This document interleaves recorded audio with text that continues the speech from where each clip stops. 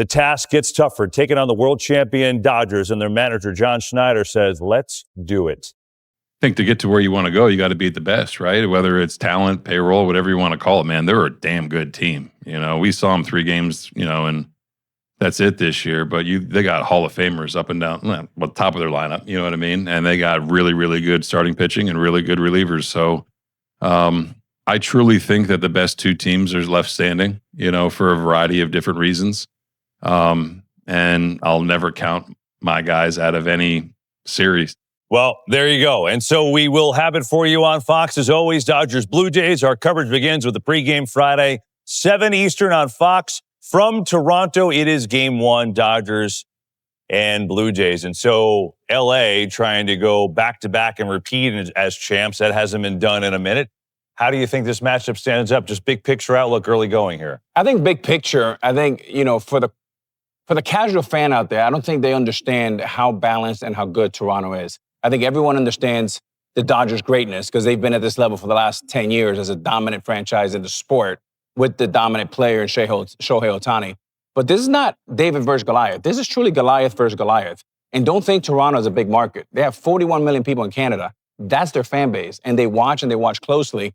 Look, the reason why I think the Blue Jays have a shot is 2 reasons. One, this team is going to be off for 6 or 7 days. They haven't faced live pitching.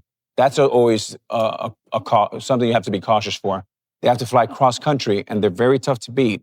And now they got their mojo back, and they're ready to go. I'll tell you what, I think it's going to be a super series because the Toronto Blue Jays has shown so much of how they make pitchers work.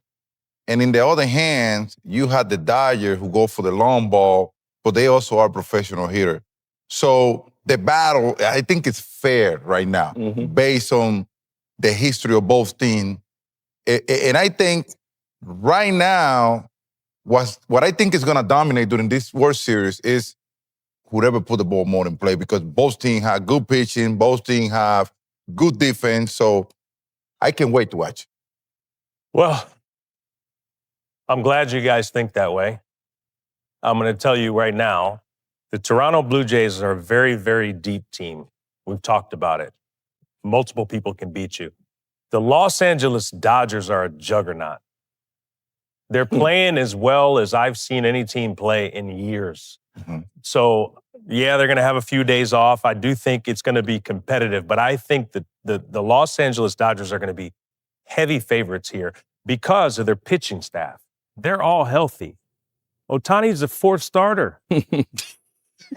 He's the 4th starter on their team. I mean, come on. What are we doing? I mean, seriously. So yeah, I do think that Toronto's going to give them, they're going to give them problems. And yeah, they have the few days off, but the Los Angeles Dodgers are as good as I've seen. Absolute juggernaut. And look, we are in Hollywood right now, right? Or near Hollywood.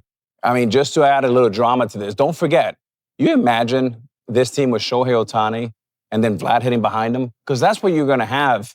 A couple years ago, it was announced in the offseason that the Blue Jays had signed Ohtani. So it'll be interesting to see how that fan base reacts when the Shohei shows up there for Game 1 and 2. A little drama is going to be great. Shohei Ohtani versus Vladimir Guerrero. Must-watch TV. Where's your popcorn, Poppy? Oh, you already know, baby. I be watching. Yeah, and Shohei comes off a really tough game. He only threw a 2-hitter, struck out 10, hit 3 home runs. Probably the best sporting event performance in the history of the world. Snell and Glass now and Yamamoto. It doesn't stop. And Mookie and Freeman and come on, man. It's a tall task, but it should be fun. I'm looking forward to Game 1 in Toronto. We can't wait. I hope your passports are all in order. My passport expired yesterday. Well, then I guess you're not going. Well, outside Rogers Center right now, that sign looks pretty, but they'd like to add World Series champions on top of that. The pennant belongs to the Blue Jays, but one more tall task taking on the defending champion Dodgers. Hey, Kevin. Yes. You know what time it is? None of us that love this sport will ever forget 3 for 3, 3 homers, 10 strikeouts, 2 hits, 6 scoreless. It's the greatest baseball game ever played. That's not really up for debate. It's the greatest baseball game ever played. And I as I was watching it from my home, I started to get emotional. Like, this is a moment he might not ever reach again. This is a moment by an athlete we may never see again. Facing a team, if they lose, their season's over. Facing a team that's known for making contact, a team that grinds out every at-bat, dominated him. Facing a team that's got a lot of arms they can go to get you out. He hit 3 bombs. Like, the setting matters. This was not June 2nd. This was not the end of August. This is an elimination playoff game. And he took out the team that won 97 games, the most in baseball. He did all that against them. This is unbelievable what Shohei was able to do. Well, we were talking about this, and we were like, maybe it's the greatest sports feat ever. Not just baseball, but just what he was able to do. I mean, when you're hitting balls over the roof, you're throwing 100 miles an hour. I mean, damn, we've been around baseball a long time. I mean, you could take like the best high school baseball player and not do what he did in a high school game. And this was at the top of the talent pool. I mean, you look at this, and the word on him had been, he's struggling. It's the first time really extended period where he's not hitting. Maybe he's worried about too much about starting, and he's going to have a big impact. Put it all to rest. I'm with you. It was the single greatest one-game performance in the history of the sport, by far. And going in, everyone's talking about how good Blake Snell is. And how great Yoshinobu Yamamoto is. Oh, but Greg, look at that board. 1942 and 1886. You didn't watch Guy Hecker? No. No? Shohei Ohtani in a year that was dominated by Aaron Judge and Cal Raleigh in terms of the narrative of baseball. Right. Who were the headliners? It was Judge and Raleigh. And we overlook what we're witnessing. And it's this time, Harold, where we need to historically focus in on what Shohei Ohtani is giving us. This is a gift to watch. I'm glad you brought up Guy Hecker, because I know a guy that everybody probably compared to Guy Hecker was Babe Ruth. What did we hear when Shohei got over here? He's the next Babe Ruth. I had a friend of mine, Tom Gruzelanic, Mark Gruzelanic brother, went to the games in Milwaukee, and he's like, oh, my gosh, I can't believe how big he is. And I go, watch him run. He goes, what? I go, he's the fastest guy in the field. This is what we saw coming over from Japan. We're comparing him to this guy. I mean, Babe Ruth is legendary, but I don't see Babe throwing 100. I don't see Babe doing the things that Shohei can do.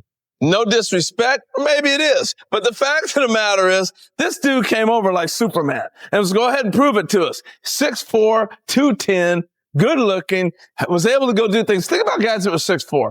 Del Murphy was 6'4", playing center field, MVP in the National League. Chipper Jones is 6'4", playing shortstop, third base, doing what he did in the Hall of Fame now.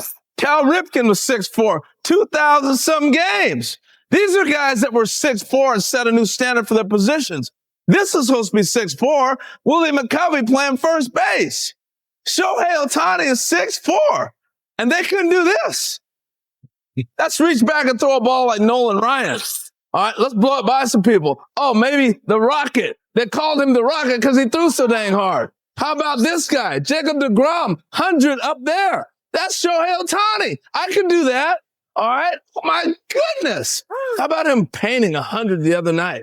And Dave Stewart, he had the split or the fork, whatever way you want to look at it. His junk was dropping up tail for 420 win seasons. How about Suter? That's who we say the split is after. Oh, I can do that.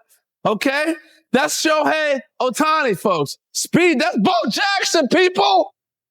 This is Ricky Henderson.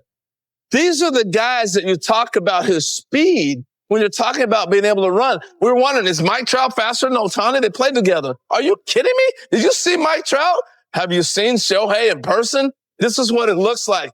The man was 50-50 and he did it easy. How about power?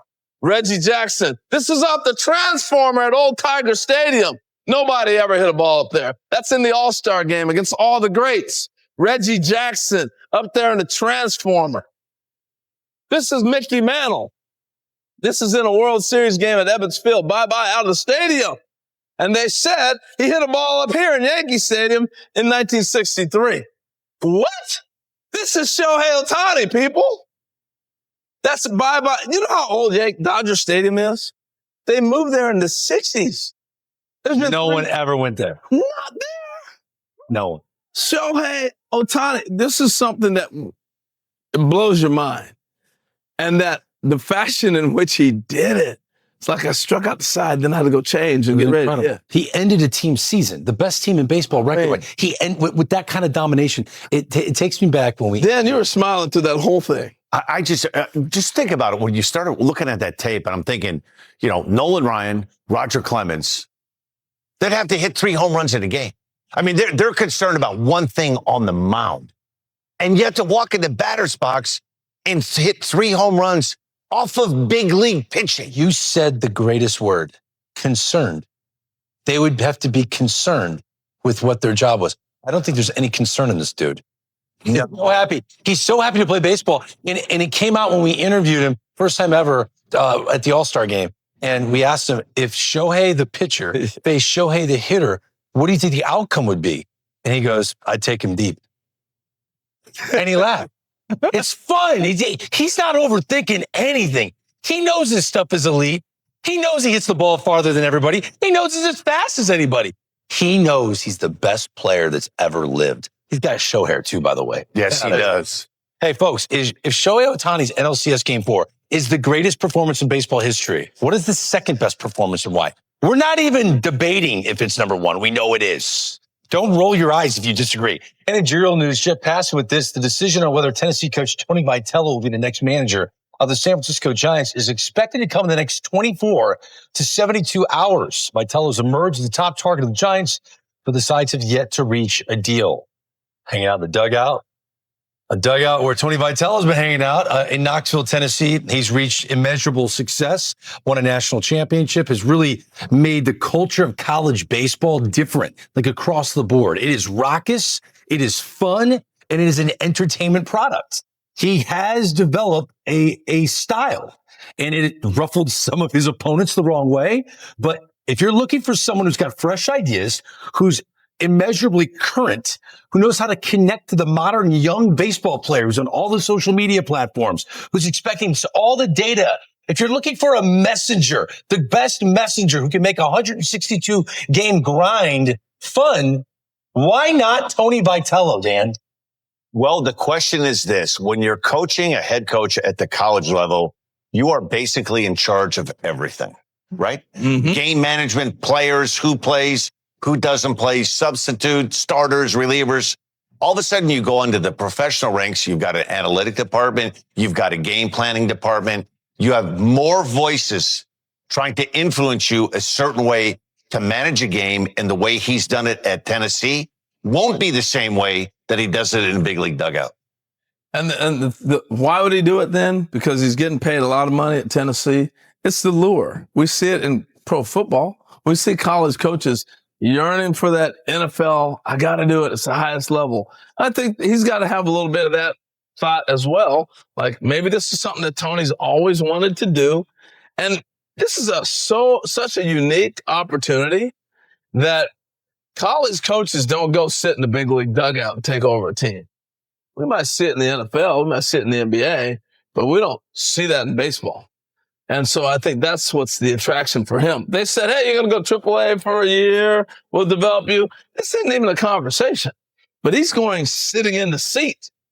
And so... Well, he hit it off of Buster Posey, clearly. Yeah. And Buster's trying to go against the grain and not do the obvious. And one thing that's difficult for Buster Posey, who's a giant legend in terms of as being a player, all of these names of former teammates keep popping up as managerial candidates that he needs to consider. Nick Hundley, one of them, who's working the front office for the Texas Rangers, picking one of your former teammates to be your manager when you're the boss is kind of like picking your favorite child.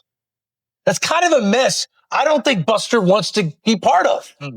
Yeah, it makes the situation a little bit more unique because you have a rapport with that guy and you have to be able to distinguish the baseball, the business side of it, and then the friendship side of it. It's one thing about sharing a dugout with a guy, but it's another thing when you're spearheading and you're running an entire organization.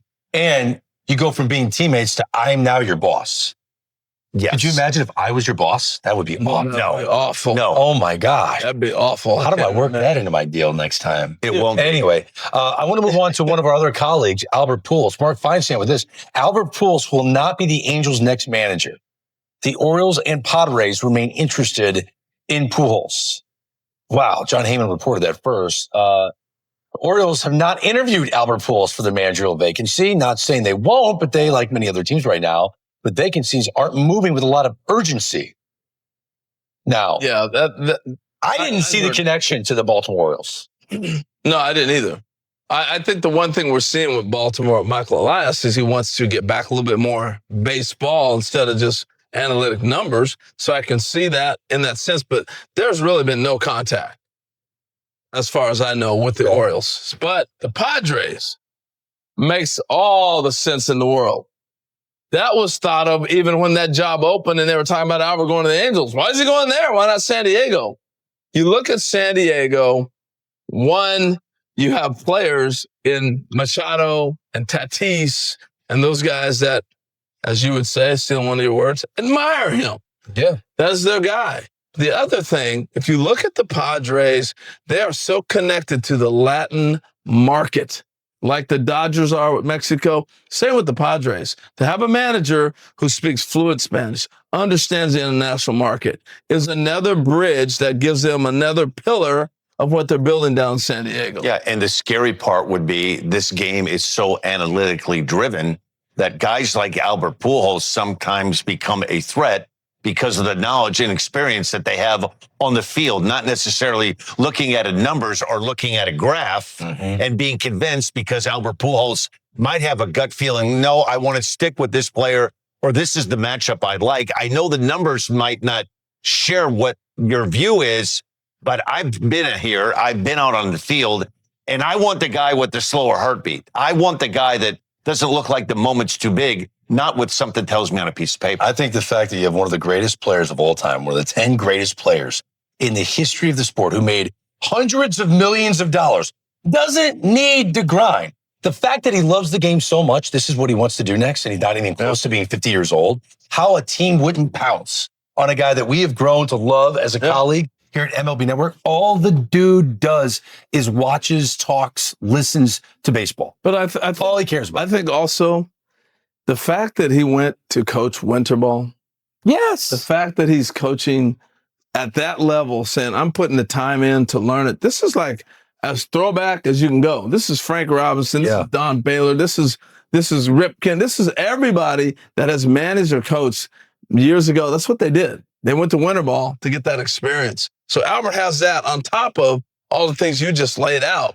So I think there's no doubt he wants to manage, and that, to me, takes him to another level of criteria. We've been around a lot of Hall of Famers. We've been around a lot of great baseball guys, but have they been in that dugout?